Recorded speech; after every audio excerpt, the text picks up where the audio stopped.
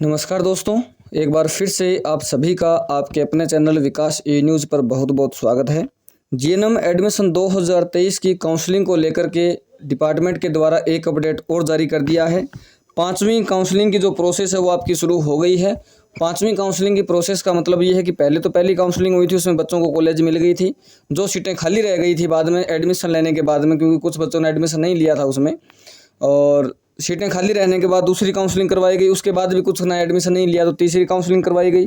उसके बाद सीटें खाली बची तो चौथी काउंसलिंग करवाई गई। और अब भी जब सीटें खाली बच गई है तो आपकी 5वीं काउंसलिंग के रिगार्डिंग नोटिस जारी कर दिया गया है। आपके नज़दीक में या दूर में या फिर किसी भी प्राइवेट और गवर्नमेंट कॉलेज में अगर सीटें खाली हैं तो उन सीटों के लिए 5वीं काउंसलिंग की जो प्रोसेस है वो चालू हो गई है। डिपार्टमेंट ने नोटिस डाल दिया है। नोटिस में आपको दिखा देता हूँ कब तक फॉर्म भरना है, कैसे भरना है, किनको भरना है।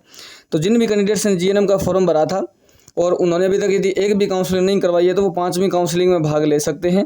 या फिर किसी काउंसलिंग आपने कोई करवाई थी और उसमें आपको कॉलेज नहीं मिली थी तो भी आप इस काउंसलिंग में भाग ले सकते हैं। आपने काउंसलिंग के लिए 500 रुपये जो पेमेंट किया है उसी पैसे से आपकी ये काउंसलिंग में भाग लेंगे। दोबारा से आपको पेमेंट नहीं करना है।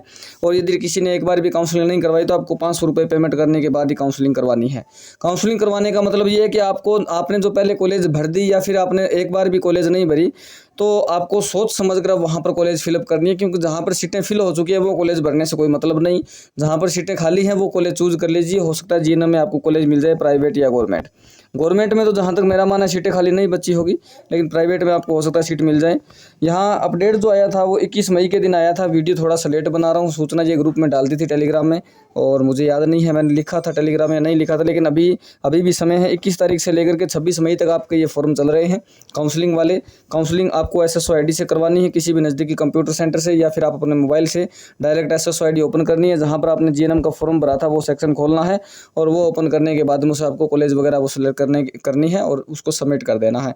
जिसने पहले 500 रुपये दे दिया उसका तो कुछ 1 रुपया भी चार्ज अभी लगेगा नहीं, और जिसने कोई भी पेमेंट नहीं दिया उसको एक बार 500 रुपये देना पड़ेगा। ऑनलाइन ही देना है, वो किसी कैंडिडेट के हाथ में या किसी को नहीं देना, ऑनलाइन ही देना है।